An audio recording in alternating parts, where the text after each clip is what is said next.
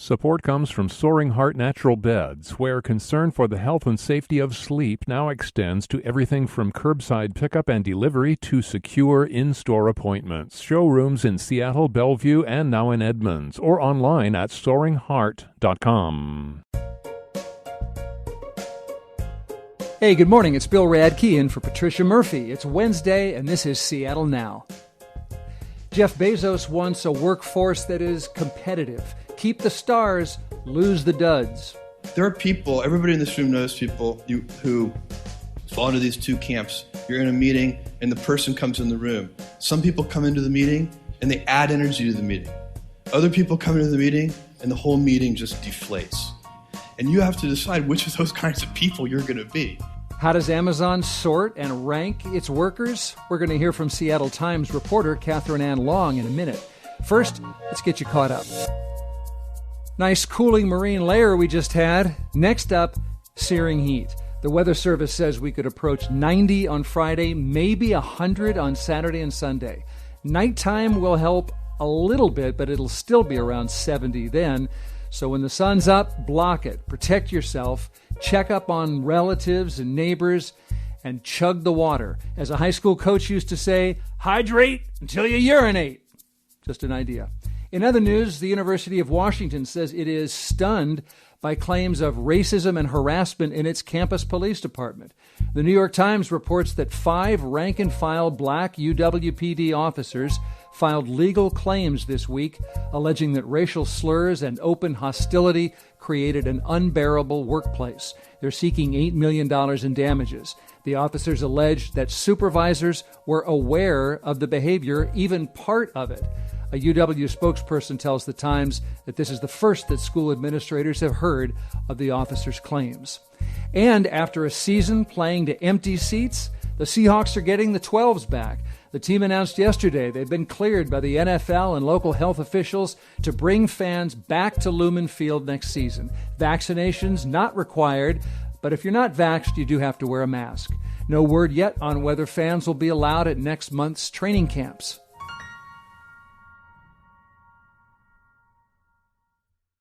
We already knew that Amazon is a competitive workplace, but internal documents obtained by the Seattle Times reveal how competitive. Instead of employee success just being measured based on the goals that they've met, Amazon employees are measured against one another. This is commonly called stack ranking, although Amazon disputes that term. This management style is so controversial that Microsoft quit using it years ago. So why does Amazon purposely force some of its corporate workers out of the company?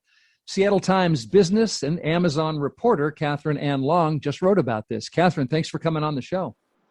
Thanks so much for having me, Bill. I'm so happy to be here. Will you remind us, what is stack ranking? Well, in my mind, the crucial element of stack ranking is when a company decides that it wants to pressure out a certain number or percentage of low-ranked employees every year. So in Amazon's case, the company divides its office employees into 5 bands. 20% of folks ranked at the very top of the company and 5% ranked at the very bottom. And those are the folks that Amazon calls least effective employees. Now, every year, Amazon tries to force out roughly 6% of its corporate workforce company-wide. Those are the people who are ranked at the very bottom of Amazon's distribution system. Any theories of why Amazon doesn't call it stack ranking if it's at least pretty darn close? You know, this is speculation on my part, but I think that stack ranking has a fairly negative reputation. Other companies, as you alluded to, have abandoned the practice. A lot of employees say that stack ranking creates a toxic workplace culture with employees backstabbing each other to make sure that they're not ranked at the very bottom. Managers who are always worried about who they might need to fire. That can stifle innovation. And some people have even said that it can lead to pay inequities and employment discrimination. I remember all of those complaints with Microsoft, and there have been others, Uber and Goldman Sachs. So why do you think Amazon continues to manage people in this way? Amazon is very intent on ensuring that its employees' competency is continually improving. As part of a philosophy that Jeff Bezos introduced in the company in its very early days, Amazon wants to continually hire and develop the best. That's one of the company's 14 leadership principles. The way it does that is in Amazon speak by continually, quote unquote, raising the bar on employee performance, making sure that its employees' qualifications are always improving, that employees' performance is never stagnating. Amazon is really intent on making sure that its workforce is constantly innovating, is always trying to come up with new ideas. And in the words of Jeff Bezos, once that stops happening, your company is basically dead. Well, you described some of the opinions about stack ranking as leading to a bunch of backstabbing and actually stifling innovation. So, but is it Amazon's? Should we conclude that Amazon's experience is that overall, something like stack ranking, it works?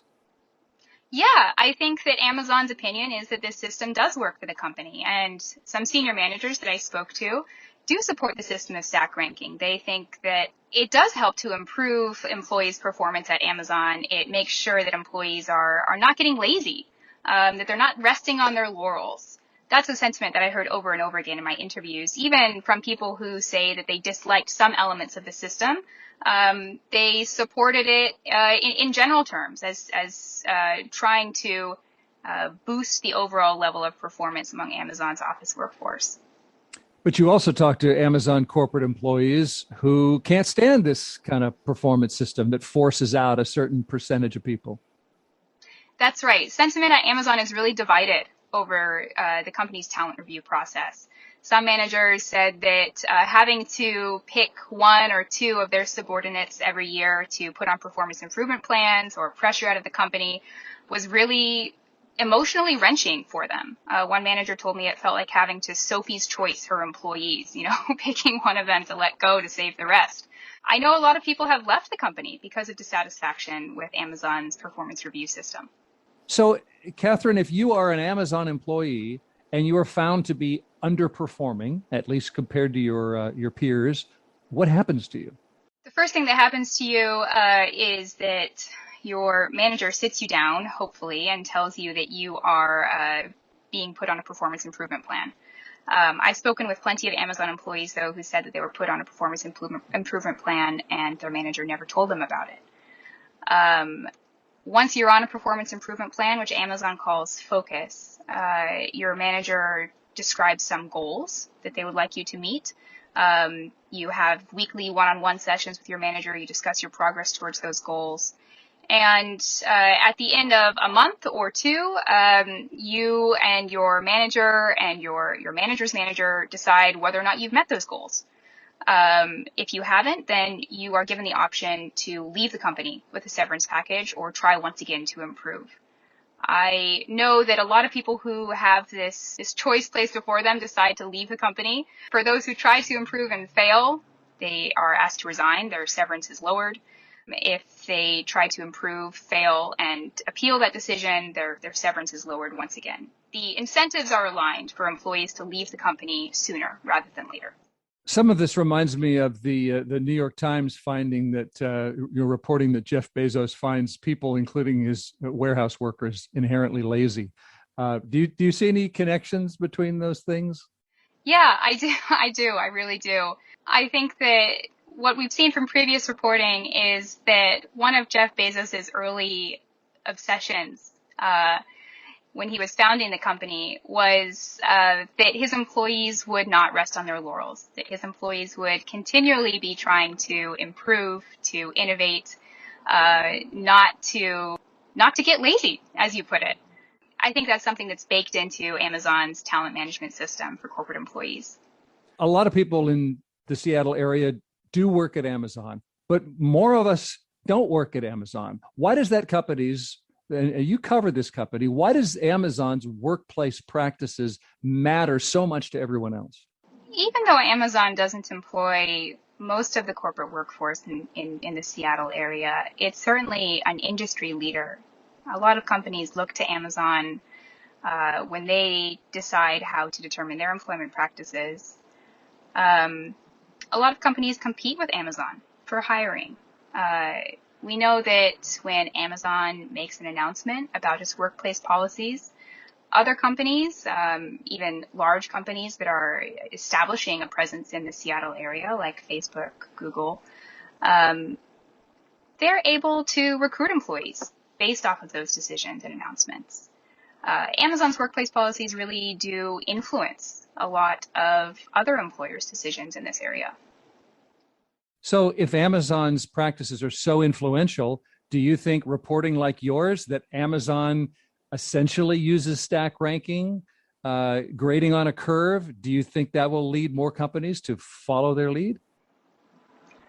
I think quite the opposite, actually. I think we could see other employers describing ways in which their performance management system is different than Amazon's. I think that could be a selling point for a lot of employees, especially employees who find that they may not be a good culture fit at Amazon and are looking to make a change.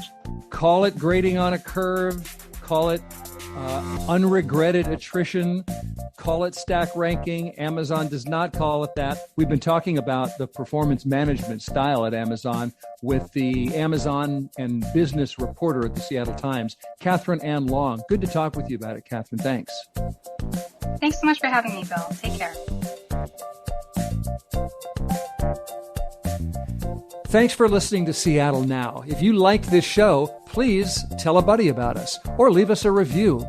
Caroline Chamberlain Gomez produced today's show. Our production team is Clare McGrane, Diana Opong, and Jason Pagano. Matt Jorgensen does our theme music. I'm Bill Radke. See you tomorrow.